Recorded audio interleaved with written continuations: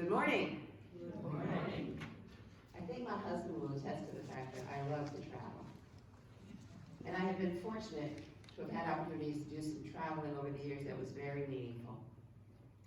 One of the most significant trips I ever took was in February of 1988 to go to Israel with other New England Conference pastors.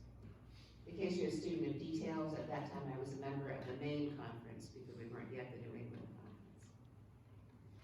Not only did I get to share Jesus with other people who were hungry for the gospel, not only did I get to see lives transformed by the power of Christ, I also got to see and experience a lot of things that increased my understanding of biblical stories. To know that you are walking where Jesus walked. To experience baptism where Jesus was baptized. To sit at the very top of the hillside where he preached the greatest sermon ever heard is something that left me spiritually breathless. I would encourage anyone to take this kind of trip whenever it's possible. One of the most interesting places in Israel is the Sea of Galilee. There are tourist hotels dotting the mountains in Tiberias that look out over the water. In the morning, you can take a boat ride across from Tiberias to Capernaum, where you can see the remains of a synagogue where Jesus preached and taught. The Sea of Galilee itself is 13 miles long and 8 miles across. It's located in a basin 628 feet below sea level.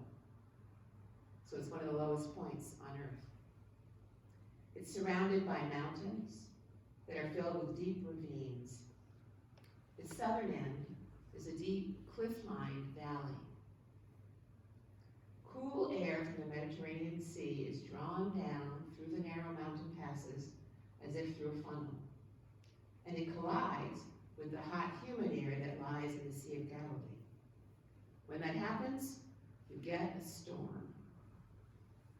And a person in a boat without weather instruments cannot see it coming until it is too late, because it's hidden behind the mountains.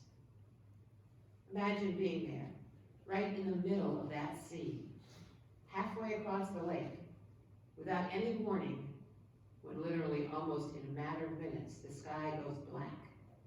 The wind begins to howl, the rain begins to fall, the boat begins to rock. Can you feel it? This is not true just in Jesus' time. It still happens today.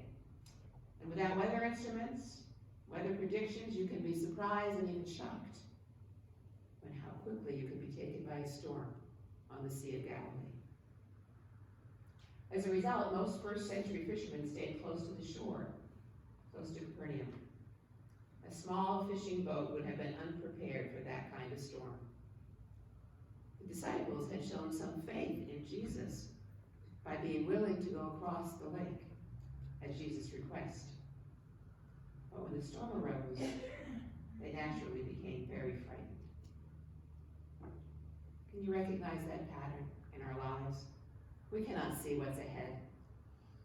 We can't see how our choices, our shortfalls, or the events of our lives might collide and cause sudden and violent storms of stress and chaos, strife and pain and suffering.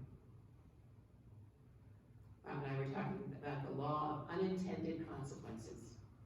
How one thing, like the cool air coming down over the mountains, a natural thing, can be affected by another thing, like the warm air over the sea, and create a third consequence, a storm. In some ways, that's exactly the way that life is. Let's think, for example, about the changing family and how one change impacts another, and so on and so on. Indulge me just for a moment for some statistics. According to a Pew Center report, in 1960, this is for U.S., just 13% of married adults were in a second or subsequent marriage. And today, close to 25% of married adults are in a second or third or fourth marriage. In terms of numbers rather than percentages, that's 3 times the number of 1960. 40% of all new marriages today are remarriages. And approximately 1/3 of all weddings form step-families. 13% of all adults are step-parents of children under the age of 18. 15% of men are stepdads and 12% of women are stepmoms. Change is hard. Social workers report that children in step-families need at least 6 years to adapt to the changes that have occurred in their lives. From our own experience raising 5 children in a blended family, I would agree, at least 6 years. Or 28. Yes. The average married person today, because of multiple marriages in their families, have more parents than they have children. For example, at my son's wedding to a woman from a traditional family, in the picture, there we go, with the couple and their parents, this is just their parents. And only 2 of them are hers. There were 10 people. And that did not include 2 step-parents whom he has lost contact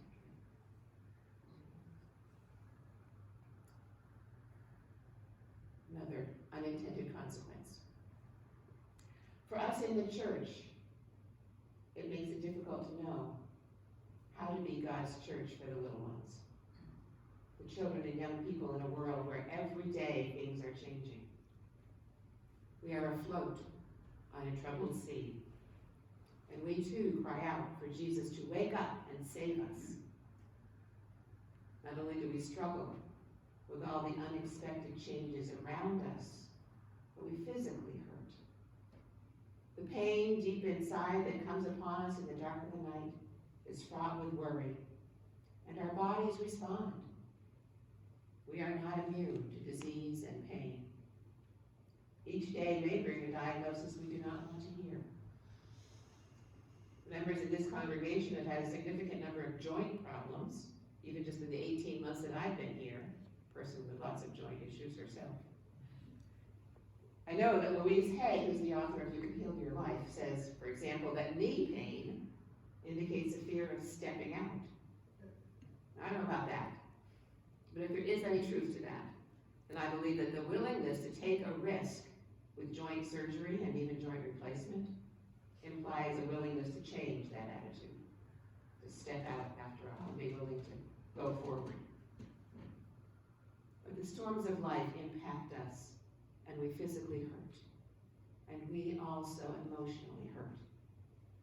In our fast-paced world, we can so easily be cut apart by the words that others speak, or even more so by the injustices that slice into great groups of people. As a reconciling congregation, we try to counter those prejudices. We say that we believe that all persons are of sacred worth, created in the image of God, and we openly welcome persons of any age, gender identity, race, ethnic origin, economic reality, sexual orientation, or diverse ability as full participants in the life and work of this reconciling community of faith. Sometimes living into that can be difficult. People are dealing with so many different kinds of storms in their lives. Bob and I went to see Suitcase Stories in Somerville Friday night. And we heard some very poignant stories of very real life situations that immigrants deal with day by day. Life can be for each of us like that storm that came up in the Sea of Galilee, unexpected and frightening. And when that happens, we cry for Jesus to wake up and make things right. Matthew's gospel tells us that Jesus did just that. He rebuked the storm and it quieted. He said, "Peace, be still." And Matthew writes, and there was dead calm. The ultimate teaching of Jesus, which Jesus was living out in that storm-tossed boat, was of God's good care. The birds of the air are in God's care. The little children are in God's good care. The ill, the aged, the lonely are all in God's good care. And when the storm is heavy, even when a cross is lifted to the dark sky, It is Jesus' faith that God's good care is even there. A conscious shift of emphasis from self to God's presence. Some storms can come into our lives and cause us to start thinking that we caused it, or that we are outside of the will of God, or that we've done something wrong, or that we've disobeyed God and now God is angry with us. Listen carefully. Those disciples were not in the storm because they disobeyed. They were there because they obeyed. They weren't in the storm because they had done something wrong. They were in the storm because they did what was right. They were in the storm because Jesus asked them to go. They were following the will of God. So let's not get the idea that if we live right and love God, we won't have storms. Many times storms come into our lives when we are closest to God. It's not because you've done something wrong. It may be because you're in the middle of doing what is right. Okay, so why was Jesus at peace, sleeping in the boat, while all the disciples were scared to death? It's because he remembered something that they had forgotten. He knew that he was right where God wanted him to be at that moment. He was in the center of God's will for his life. He was doing what God wanted him to do. Just as Jesus was with the disciples, God was with him, and there was no need to fear. This may sound strange to us, but the truth is that the safest place in the world at that exact moment for the disciples was in that boat. It sure didn't feel like it to them, but it was. Safety is not the absence of problems. Safety is the presence of Jesus. In every storm that you go through in your life, you have the presence of God.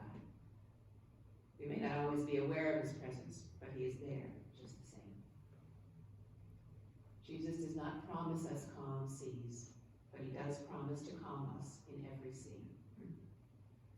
Jesus doesn't promise to speak peace to every storm that comes our way, but he promises to give us perfect peace in the midst of every storm. And so if you want a quiet life, a life of peace and contentment, don't follow Jesus. If you want a secure life, a life lived within the margins of safety, don't follow Jesus. If you want a life that's all mapped out, a life you can plan and control, don't follow Jesus. We can choose to stay close to the shore, to stay safe by staying close to whatever place makes us comfortable in our Christian life. We can avoid taking risks, and as a result, avoid the possibility of impacting the world with our faith. To pursue the Christian life, to make an impact, requires us to venture where we may not want to go. But we only do this by following Jesus' leading. We merely need to trust and obey. Storms are a part of our lives in the world. At any one moment, you are in a storm, or you just got out of a storm, or you're on your way headed into a storm. Are you prepared? Are we prepared? Some of those times when life overwhelms us, we fear that Jesus is asleep. But rest assured, he is still there, caring for us, carrying us. We are safe when we remain in the boat where he put us, when we remain in him. When we're in that same boat with Jesus, it all comes out all right in the end. Let's pray. Nor the inner storms of our own nature beyond your quieting touch. May we trust you more fully and find the calm we need when circumstances threaten to swamp us.